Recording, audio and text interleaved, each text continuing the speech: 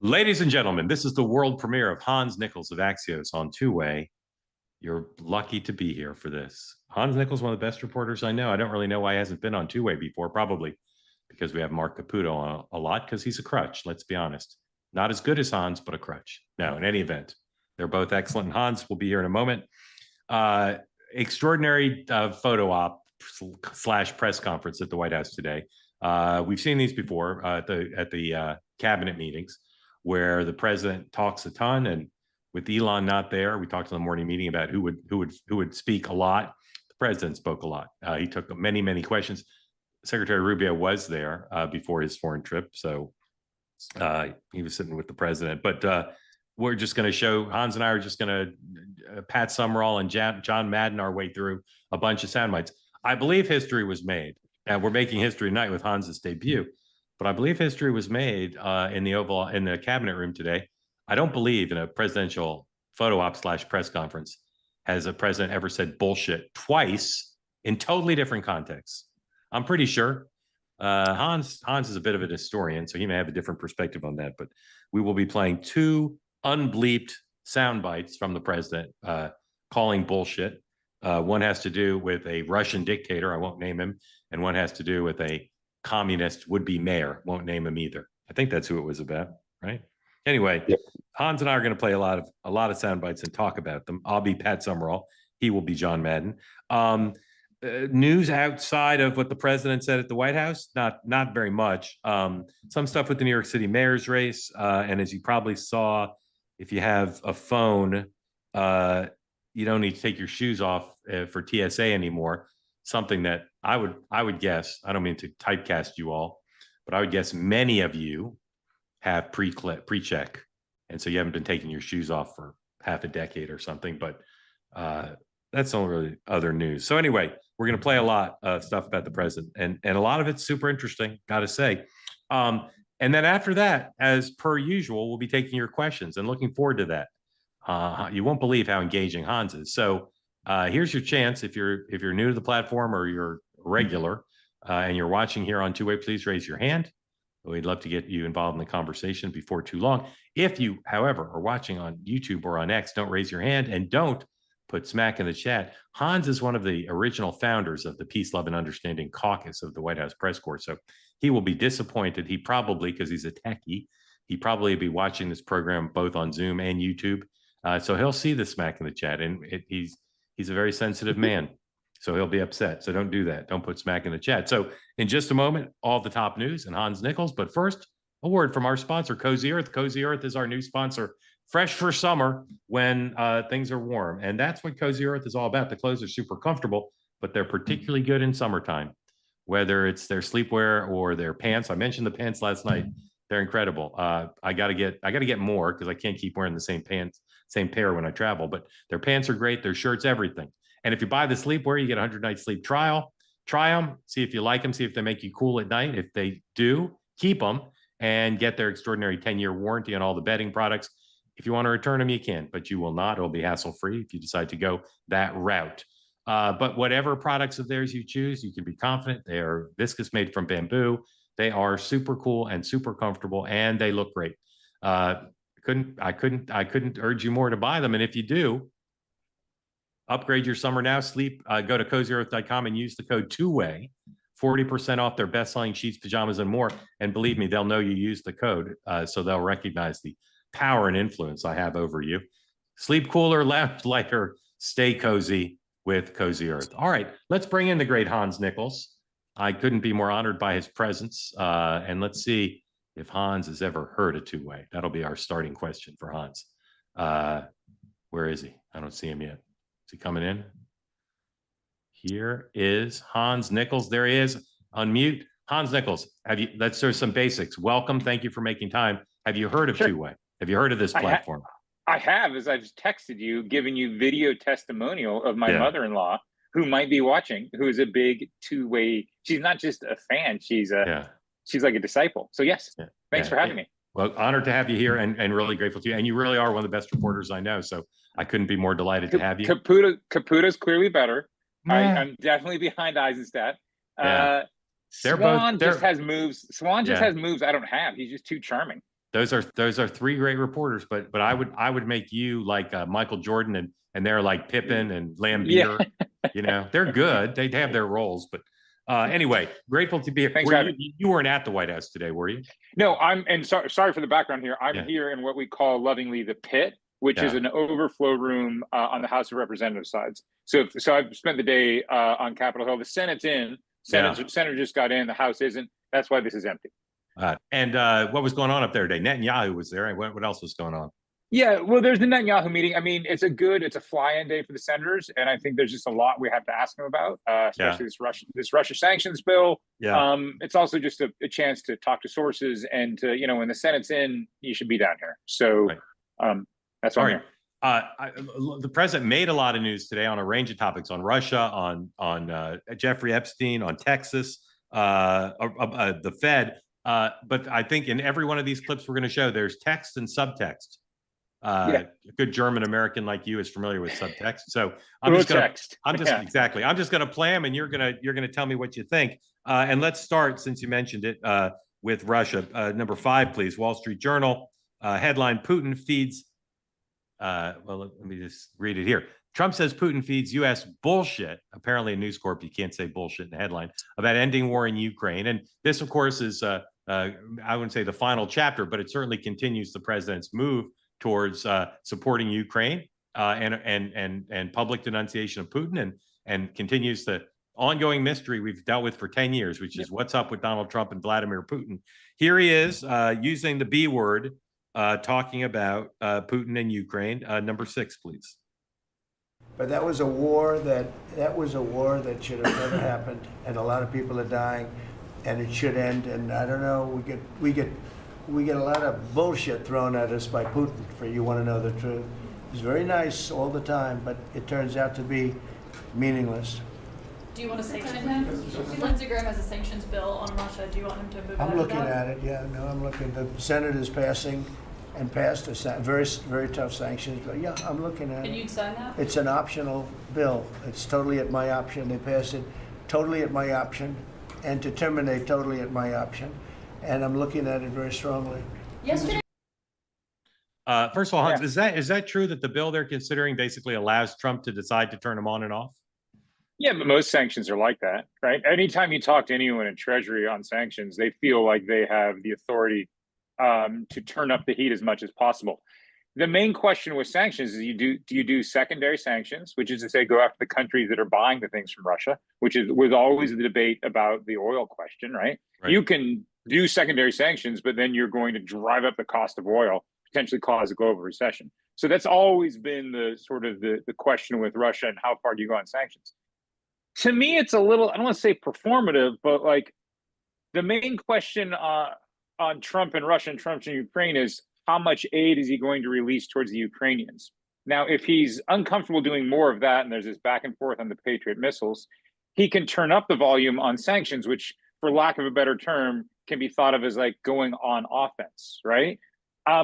Still, the president, you and I have seen him slingshot or yin yang back and forth so much like a yo-yo on this. He still wants to preserve his ability to cut a deal with Putin. And that gets more difficult to do if he appears to have his thumb on the scale. Right. So again, go ahead. No, you go ahead. Well, it just seems like we all know what the deal is going to be. We've known for 3 years, 2 years, whatever it is, and Putin just isn't doing the deal that everybody knows needs to be done. It's not clear that Zelensky would do that deal, but Trump seems to think that right now Putin is the bigger obstacle. Of all the things that Joe Biden was doing for Ukraine, intelligence help, weaponry, financial aid, how much of that is still happening? In terms of like actual aid, I mean, the aid's still going out the door, right? There hasn't been any big pullback. I mean, the whole question on defensive weapons versus offensive weapons, remember, is the Obama administration that didn't give Ukraine the Javelin missiles in the first place. Intelligence sharing, I'm not in a position to give you like the kind of answer I want to give you, because when I used to be the Pentagon, I could have given you that. Yeah, I just can't give that to you. Well, just I understand, but just in like a macro sense, like if you talked about sanctions, and we've talked about the javelins. If there's more he wants to do, is there more he could do to try to? He seems to be saying, if you take his words literally over the weekend and today, he seems to be saying, the Ukrainians need more battlefield oomph to ward off Putin, to get Putin to the bargaining table. So is there more the U.S. could be doing, might do in that realm? I mean, absolutely. I mean, you can always go higher in the escalation ladder, right? I mean, that was the debate with sort of long range or medium range missiles on how far they could go into Russian territory. There are all kinds of things that the president can do, probably unilaterally. What's interesting about the congressional side of the debate is that there are Ukraine hawks, and there's always been this divide in the Republican Party, really in the Trump era, who were really pushing. Lindsey Graham would be one of them. I would say Senator Wicker from Mississippi would be another, that are really trying to push the president and seize this moment and like strike when the iron's hot. President is obviously, I'm not going to use an inappropriate language, but he seems a little upset. Yeah. Right? He seems, and he can get a little hot. We've seen that before. But, you know, with Trump, you never know what's performative and you never know what's real. And so, you know, we can talk about him swearing and does that really escalate? I mean, right. You know, I don't necessarily think so. I think, you know, additional munitions would. Yeah, I hear you. What about Europe? There's been this talk of when it looked like Trump was headed the other way, when it looked like he was ready to walk away. There was talk, well, Europe's going to have to step up with armaments and aid and maybe boots on the ground. Is that something that's in play now as far as I mean, it's just the age. I mean, Macron's been talking about sort of a European defense force for 6-7 years. Whether or not there's the political will in Europe, let alone the hard dollars, is an open question. I mean, yes, GDP spending's higher. You know, this is the big sort of NATO question. Again, I don't mean to sort of default to my previous beats, but were I still based in Berlin, I'd be able to give you a real fingertip feel on what sort of the German government's going to do on this. My sense now is that Merz is moving the coalition a little bit more towards a hawkish posture, but there's still a long way to go with the German public, and there's still sort of deep distrust of militarism in German society. So I would imagine the fundamentals there haven't changed, although maybe on the surface things have moved a bit. All right, we could talk about this a long time, but let's move on to the Fed.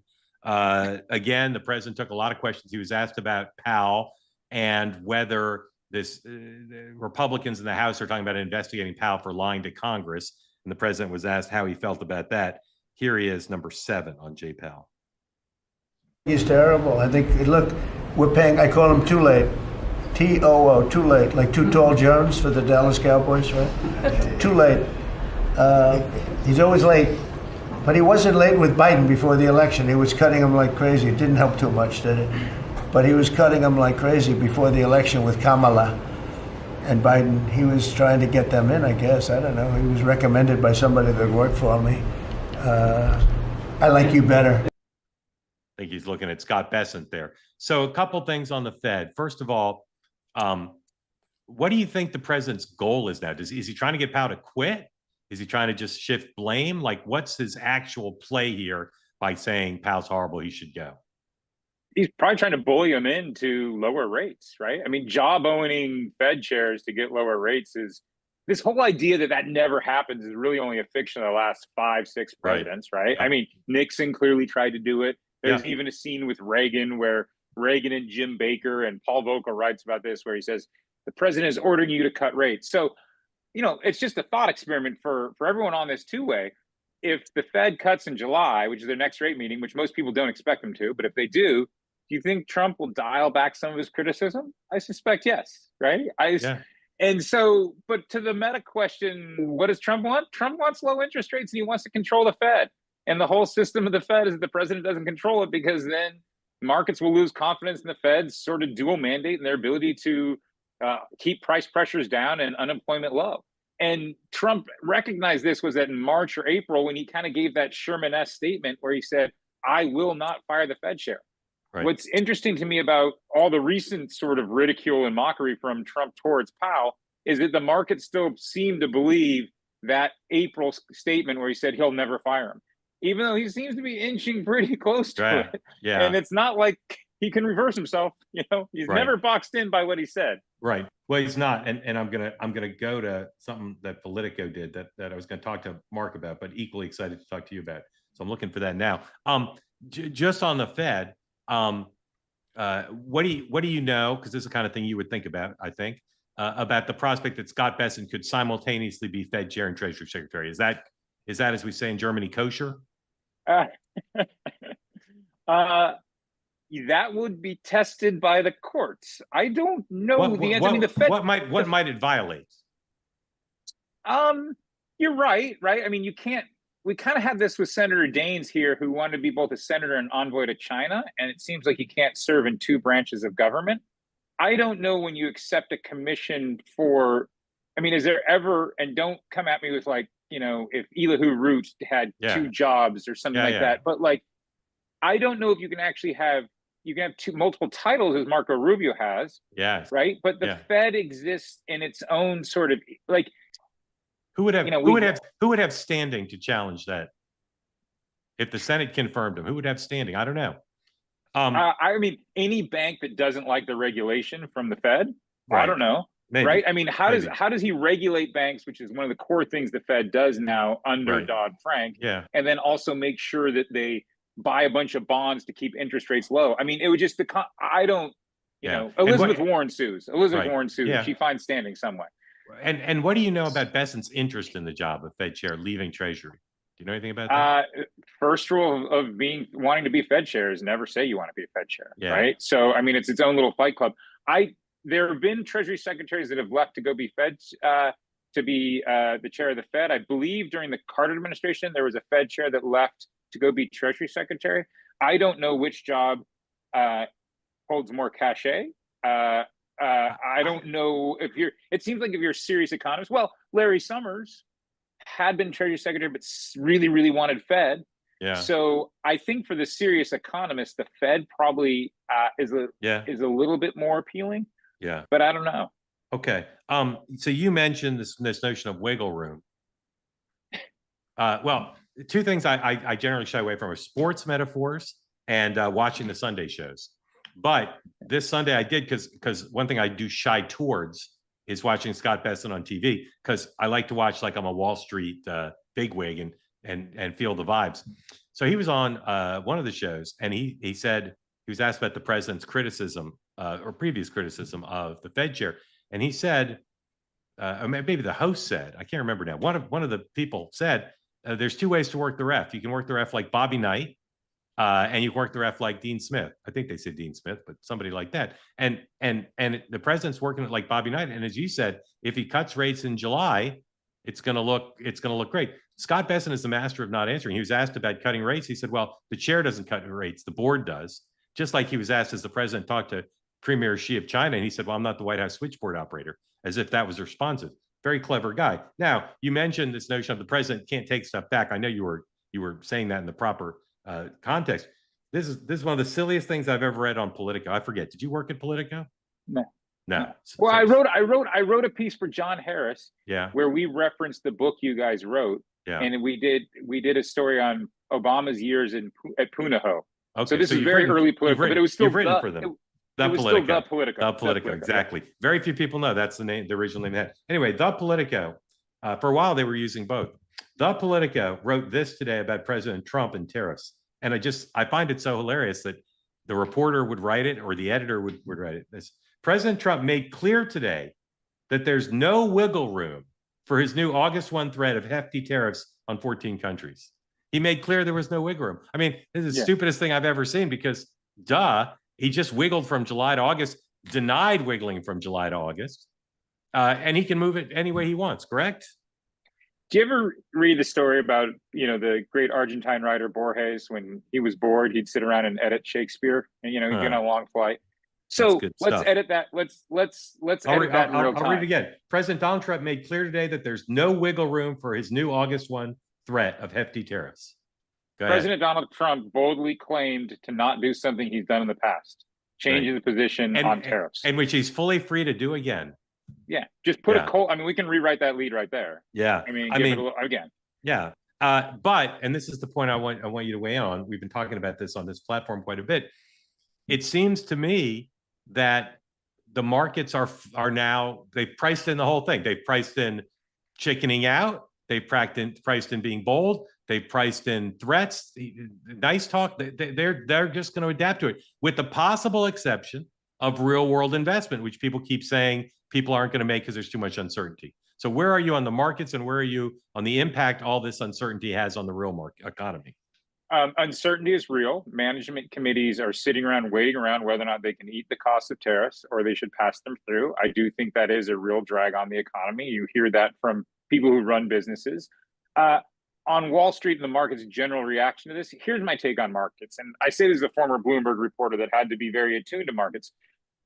Markets are right until they're wrong, right? And markets shift really quickly. And sometimes there will be something like, let's say there was something that was very obvious to you and me on a market moving event.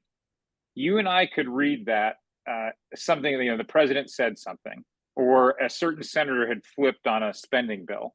It would be very obvious to us that they would have a market moving impact. I'm always surprised at how slow markets are to react to things that are obvious to you and me. Right. And it seems to me there's generally a giant disconnect between how money moves on Wall Street and how people like you and me understand policy outcomes to be changed by minor incremental developments. So, I mean, Wall Street's just wrong on things, right? They're just, and they also have a sort of a memory of a goldfish, right? They will not react to something Trump says until someone else reacts, and suddenly it will become a thing. Right. But I don't know. The idea that Wall Street is omniscient and, really divines the true meaning of what politicians are saying, I've just always been highly skeptical of that. Yeah. They'd like to think that, but these guys also like to think that they didn't cause the global financial crisis. Right. Couldn't agree more. All right. So the tariff thing, we could, again, another thing we could talk about forever because there's a million elements, but let's move to Epstein.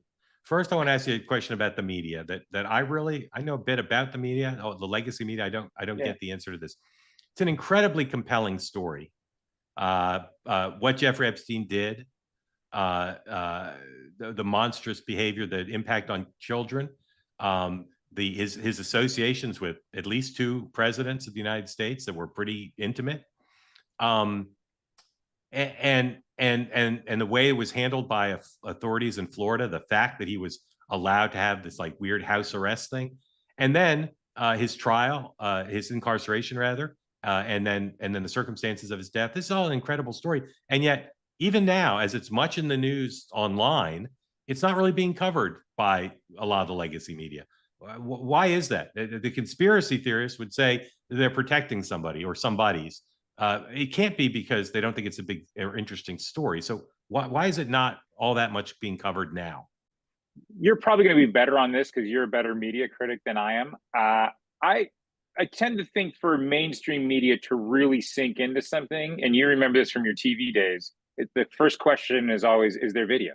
Yeah. Right. And there's nothing, I mean, when I was at the Pentagon for NBC, there'd be, accidents would happen and you'd think you might get launched for nightly news. And the first question was always, is there video of something? Right. Right. Yep. So there's no video. Okay. But how about the New York Times and the Washington Post?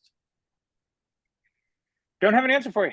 I don't know if the developments are too incremental for them to do something more than a one-day story, right? The last story they did was sort of that Trump is sort of no longer, the White House is no longer Trump, Epstein truther, right? Okay, but there's so many things that are happening now that are so interesting. Like the head of the FBI and his top deputy used to be amongst the biggest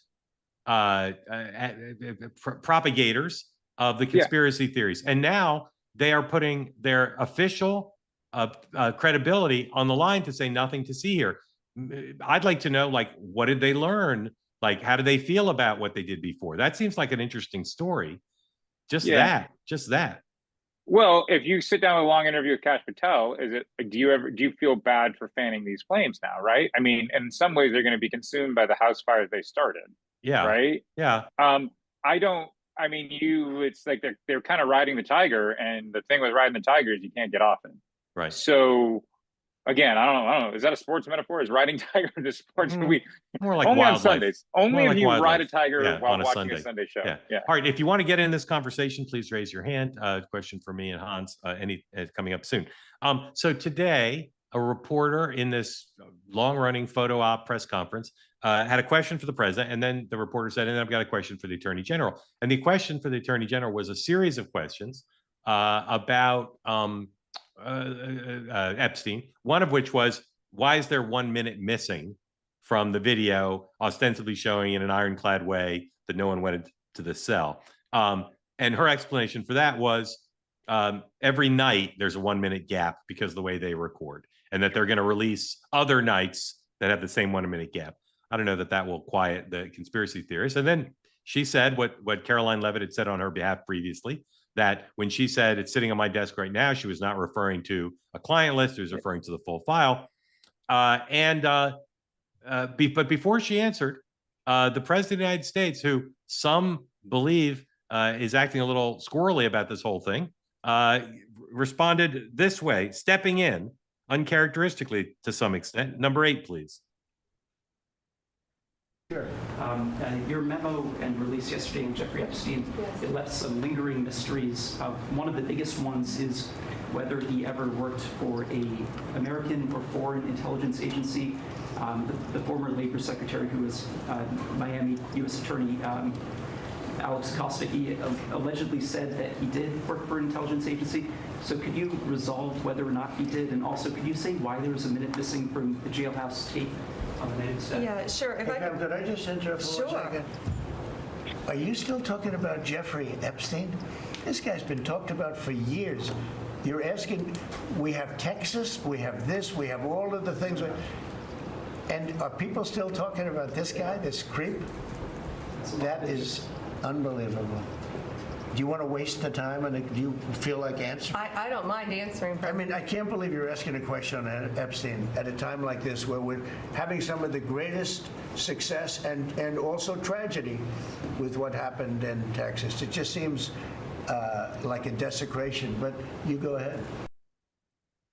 Okay, Hans, as a student of Donald Trump, I'm not saying he's never said something like that, but that was an unusual answer. Yeah, but he pushes back at reporters for questions all the time that he doesn't like.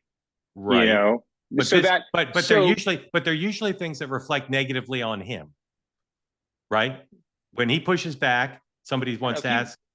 If he wants to talk about monster job numbers, and someone wants to ask about impeachment. True. I don't know. I feel like so like we need Swan here for like, it was a real Trump criminologist, that like so many of Trump's press conferences, first of all, he has so many of them, engagements, like whatever we want to call them. Yeah. And so many of them are just so unique and just different than anything. I mean, could you imagine any reporter sort of challenging Obama in that way? I mean, there's almost like a sacrosanct sort of bubble around Obama and those pool. And if they want to talk about lowering healthcare costs, you did not shout a question on anything other than lowering healthcare costs. And every day with Trump, it's a free win. Yeah. So that doesn't answer your question. Well, everything you said is right. But this was freewheeling. I mean, he talked about immigration. He talked about, I mean, we're not going to have time to play everything. He did talk about Texas. He talked about New York City. I mean, it wasn't like he seemed like he wasn't like a one topic event. No, and they never are. I mean, the other day on the tarmac, when the sort of Texas tragedy was even fresher, there was a question about the Commanders and their former name, the Redskins. Right? I mean, so again, I don't have the full body of Trump's dodges to say that this dodge was particularly telling. Yeah, and you use the word, kind of that he had an intimate relationship with two presidents, like, intimate, as the kids say, is doing a lot of work in that sentence, right? He had a close, right? Well, I said intimate just because there's that video of them at Mar-a-Lago. I think it's at Mar-a-Lago. It's in Florida, kind of. They're dancing and huddling together and pointing. And yeah. I don't know. If you and I were doing that, I would say we were intimate. I'm just gonna... all right. Well, I'll be curious to see how that gets treated in the coming news cycle.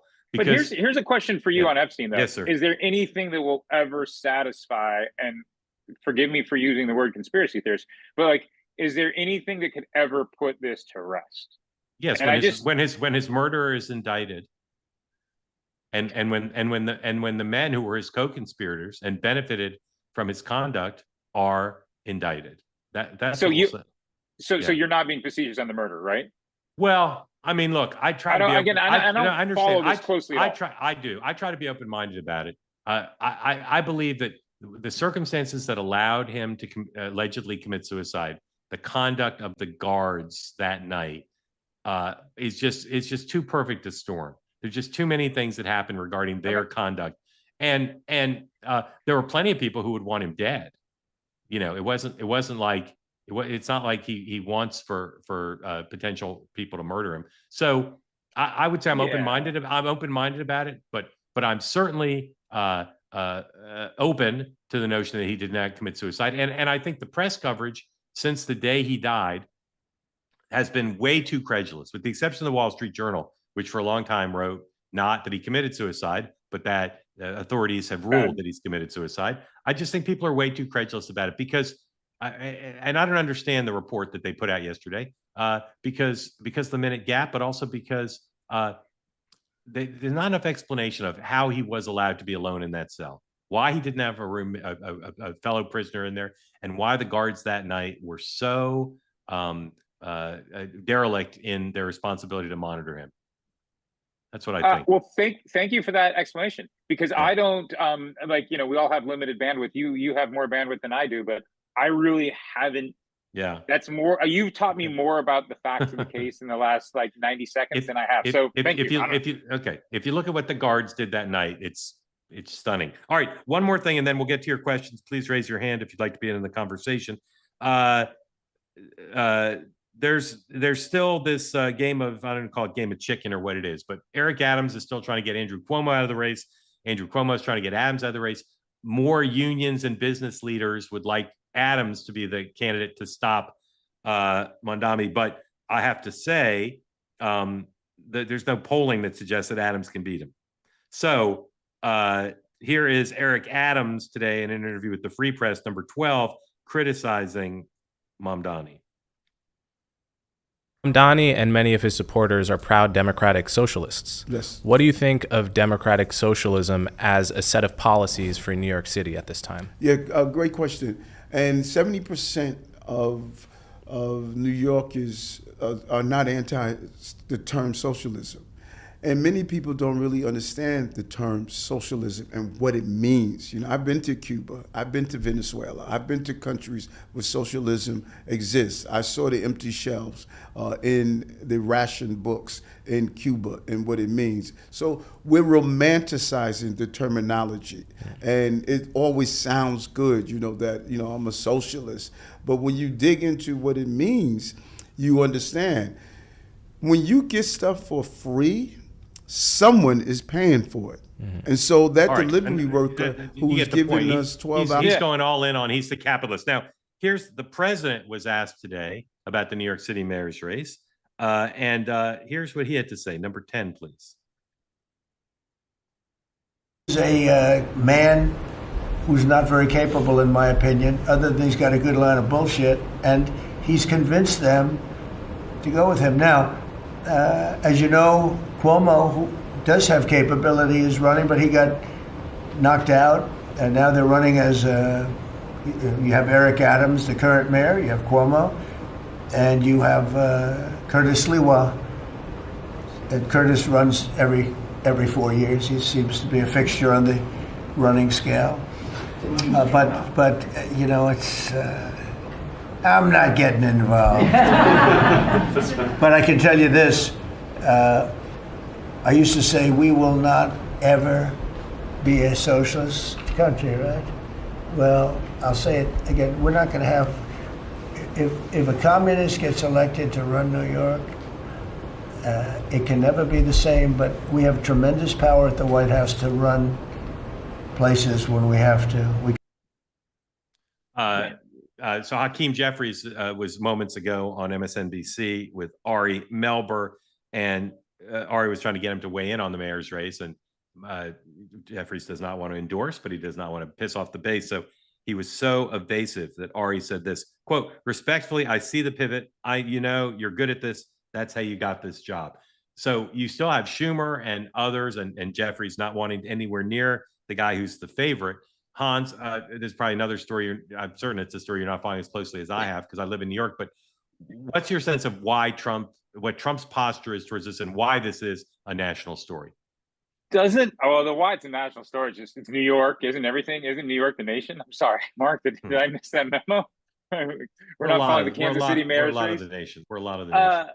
Look, Republicans, this is a great foil.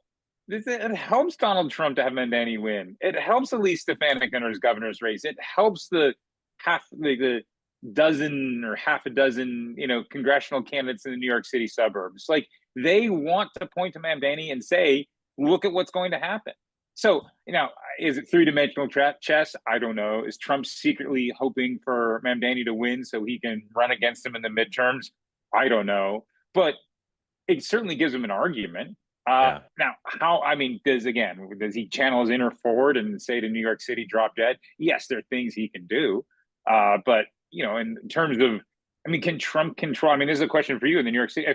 If the city of New York and the council and the mayor decide that there needs to be a 40% wealth tax on anyone with more than $100 million in assets, or can they just raise the property tax? There's nothing that stops them, right? Right. If they want to double property taxes tomorrow, maybe, but you got to get the Could state they? involved. Well, the state has to be involved. Okay. So I don't think whoever the governor is going to go along with it, but it's a very interesting story. Well, let me ask you this: Does Yes, sir. Mamdani as mayor help or hurt Speaker Mike Johnson in his ability to retain his majority in November of 2026? According to people I've talked to, Hakeem Jeffries strongly believes that if Mamdani wins, he can't win the majority. That it's decisive. Now, I don't know if that's, I've not heard it firsthand from the leader, but people who've spoken to him say that's what he's saying, and clearly it puts him in a bit of a bind, because up until now he's been pretty slavishly responsive to the base, but this is a bridge too far, it appears. Yeah, I should try to get that on the record, because that's a great story. You just wrote my lead for me, which is Hakeem Jeffries is privately telling allies that he'll lose the speakership if Mamdani's on the ticket. Yeah, it's a good story. See if he can confirm it. I've got it from two people he's talked to. All right.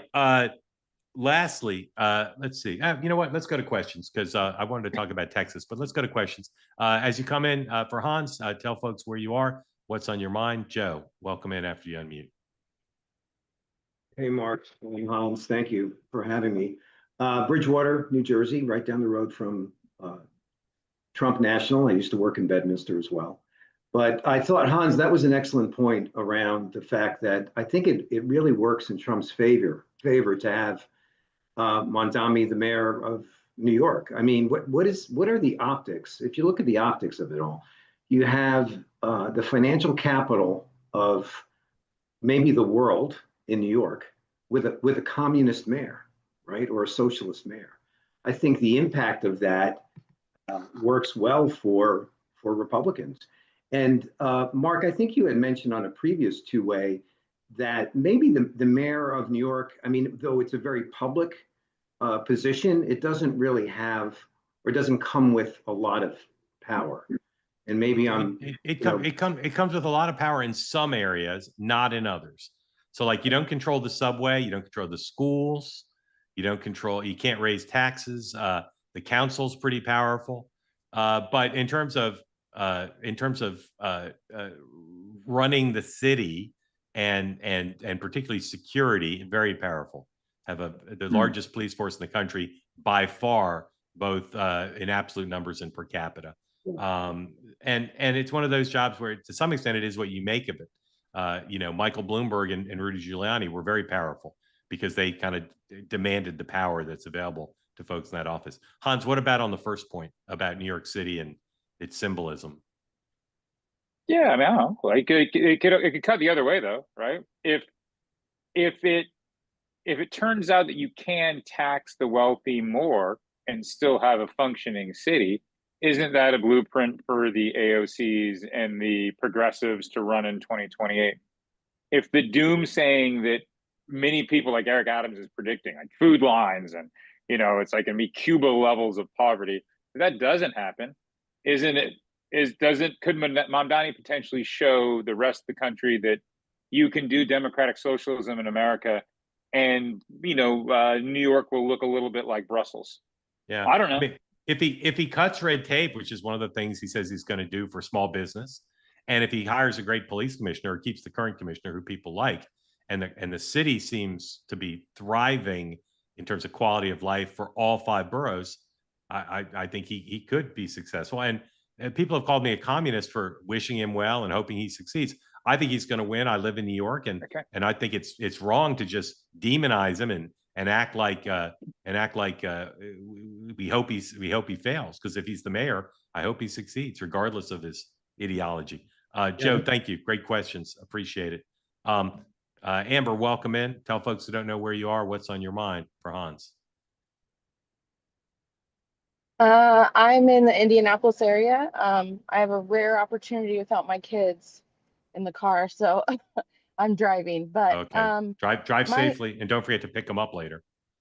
Well, they're at home. Okay. My question is that I'm curious what you think, Mark, about the questions that are being asked about the Epstein situation.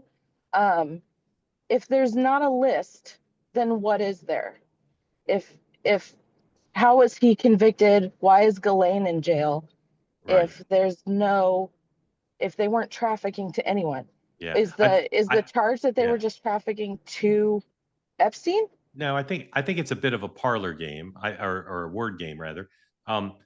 They're saying there's no like master, like Excel file with all the names and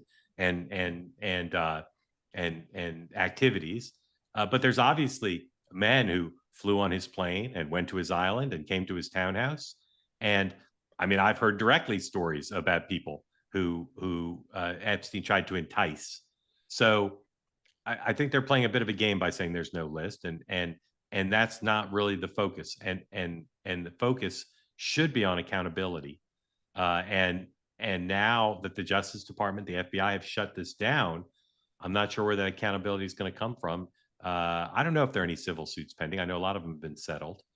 And I don't know if there's any room for more investigative journalism or not. I just don't know the answer to that. But I do find it strange that an administration that was pretty explicitly dedicated to getting to the bottom of this now has shut it down at a minimum in a way that's incompetent. And I believe Axios and a few other places have blind quotes from folks saying, yeah, we screwed this up. We didn't shut it down in a way that made people feel comfortable that this was on the up and up. So I really don't. I usually feel pretty confident about anticipating where stories are going to go.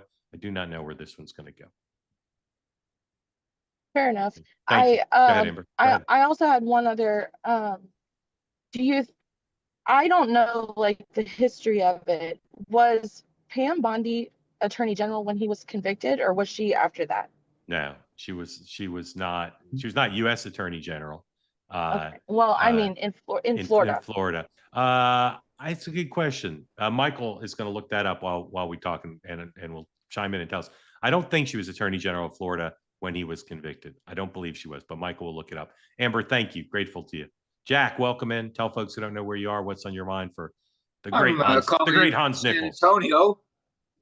And yes, one of the concerns I have is, in spite of I think the great successes the president has had in going against Iran and securing the border and a number of things, the excess of the bombast that he often engages in seems like it's a hook that can draw away the independence that really pulled him over the line, because he's not going to ever lose his hardcore supporters. And I worry that the back end of this administration will be a duplicate of the back end of the first, that is losing Congress, and they go after him again and again. I'm wondering if I'm being alarmist in that. It's a big question. Hans, thoughts? Absolutely not. I mean, I feel like the Trump White House is very concerned about losing Congress and being impeached again. I think that's motivating a lot of their political decisions, the intensity with which the president tried to get the one beautiful bill across the line, the amount of money they're spending early to bolster candidates, and every signal. I don't know, Mark, this was kind of before my time, but like Rove was pretty aggressive in the 2002 campaign, right? And using the powers of the presidency to ensure extremely, like, and the symbolism of 9/11, right, which is why they defied history and actually picked up seats. Yeah, but it's tough. And it's, I mean, Hakeem Jeffrey's private comments notwithstanding, it's what, 220 to 212 right now, and there are a couple absent lawmakers, redistricting. We don't know how it's going to go. So I mean, the House it's going to be very difficult for Republicans to hold on to the House. And then I think the Trump White House fully appreciates and understands the stakes, and they share your concerns.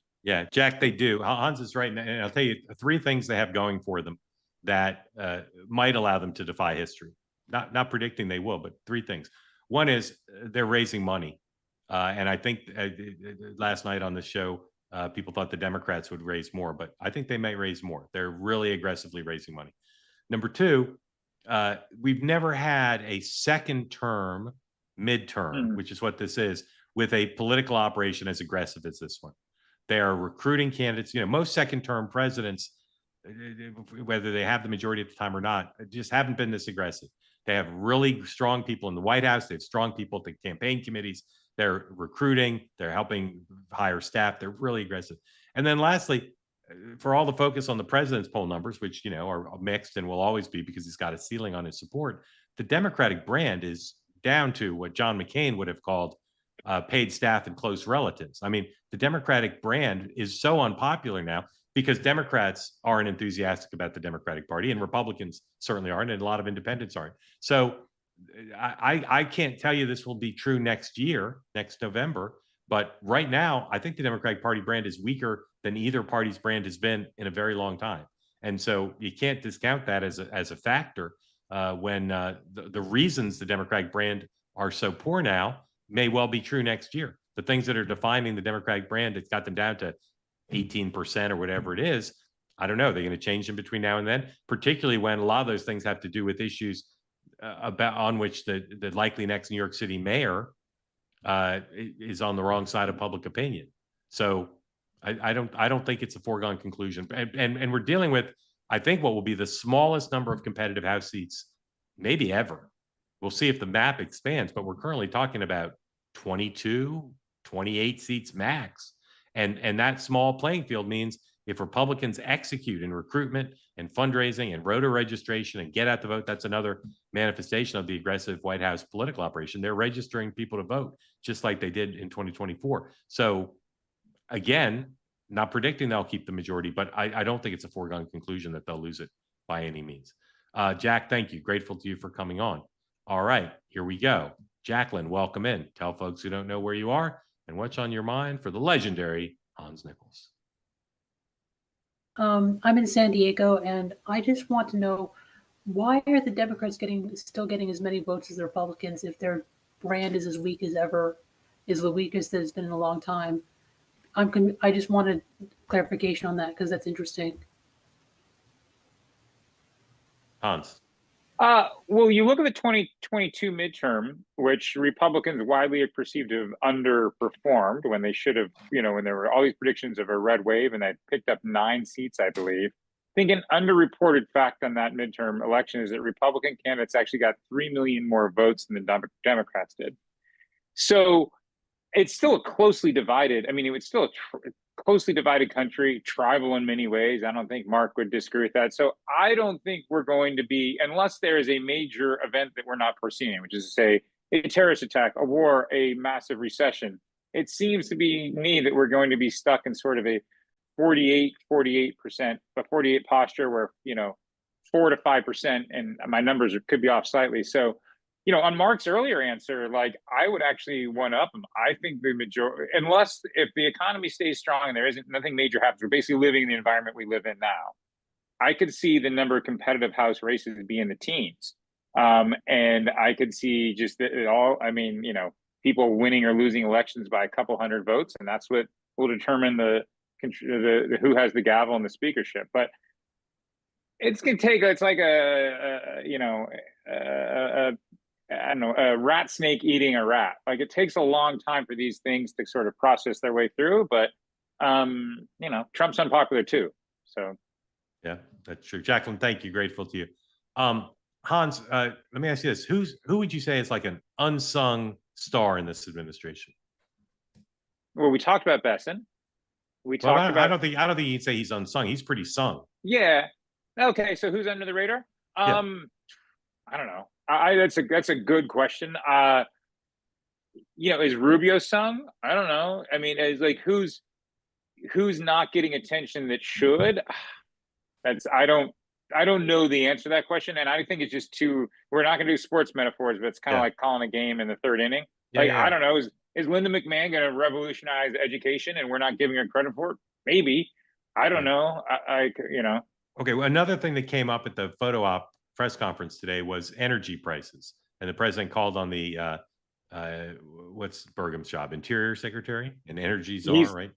Yeah. He called on him, and they talked about. It seems like price of gas is down, price of energy is down, and of course we all know that has an impact on prices overall. So is that story?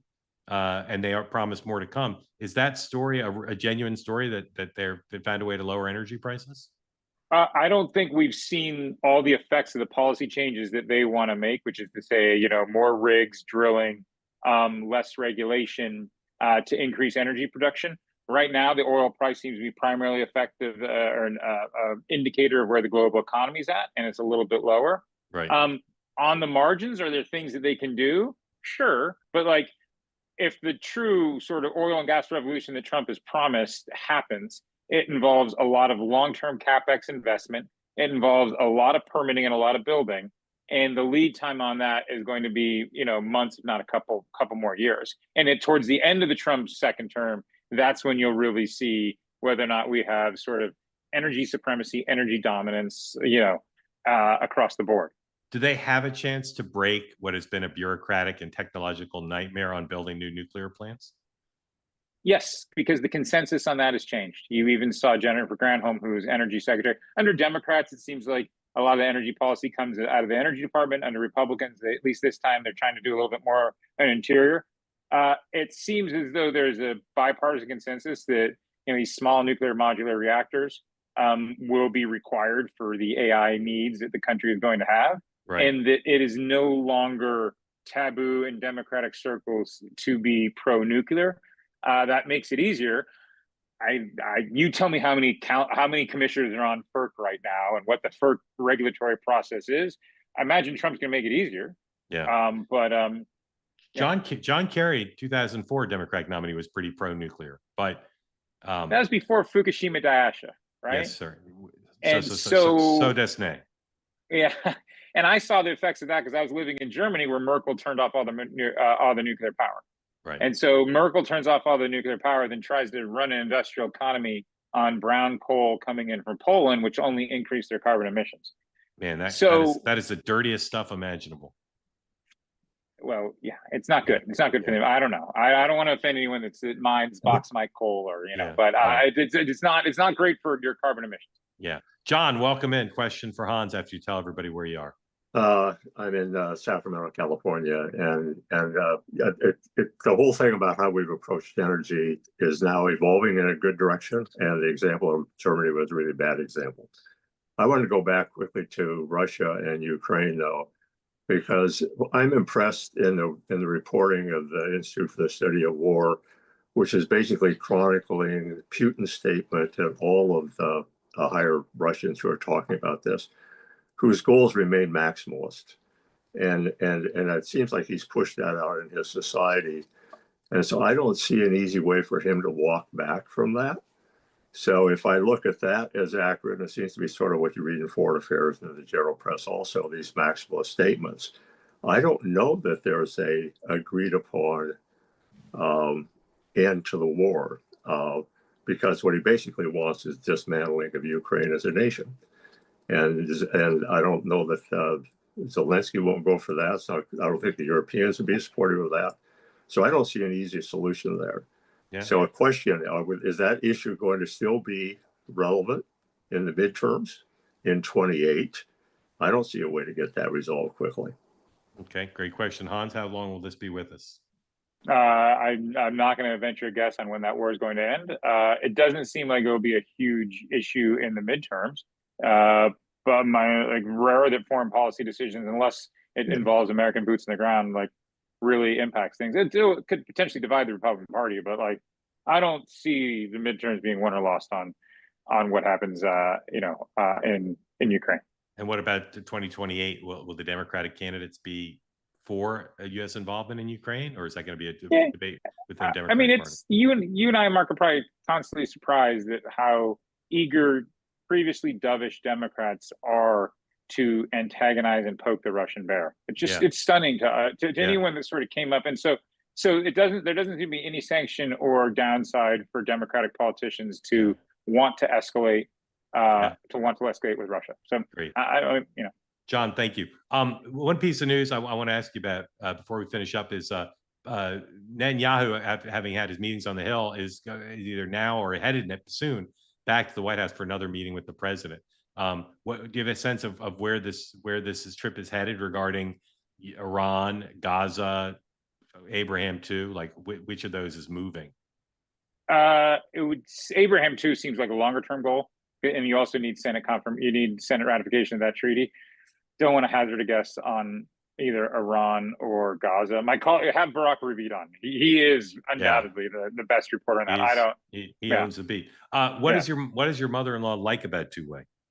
The interactivity, the openness to conversation, and the real sense of community that you've inculcated here. So, Mark, I'm going to have to run. I've got to talk to a senator here in 5 minutes. Sir. You need to Thank go. you all very much. Thank if you you guys for being want, on. I can carry this through, and people can get a view of the Capitol as I walk. But thanks, guys. Thanks for having us. Let's do it. Thanks for being on. I'll mute you, but we'll just watch your video as I tell people what's going on. And we're very grateful to Hans Nichols for making time at the last minute. Mark Caputo was rendered inoperative, but Hans was nice enough to step in, and good to hear about family appreciation for the platform.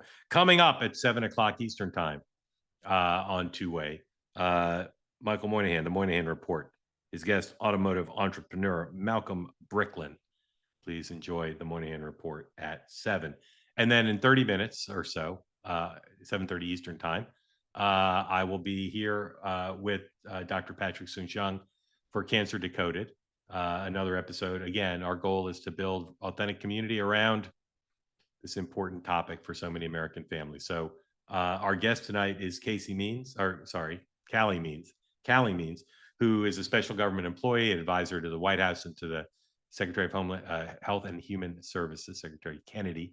Callie will be talking to us about the government's role in dealing with major research, major treatments, et cetera, for cancer and other diseases.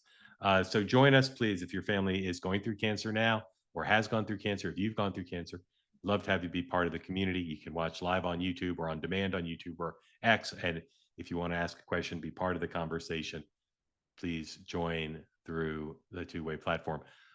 Hans mentioned his mother-in-law's appreciation for authentic community. That's what we're trying to build here. We're trying to build it around everything we talk about, whether that's politics or sports or music, more verticals coming, more shows coming on different topics. But the key for us is to build that sense of authentic community, that people can feel part of the conversation and can also not just ask questions, but feel like their questions, their point of view are being represented. And on politics, super important that we have all voices represented. This is not a platform for the right or the left or for centrist, moderates, and independents.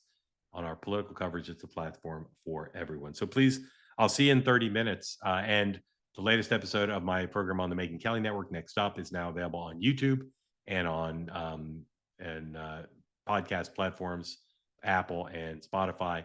My guests include Selena Zito, whose new book about Donald Trump and Butler assassination 1 year ago, and my monologue on the media's coverage of the attempt to kill President Trump is also part of that episode.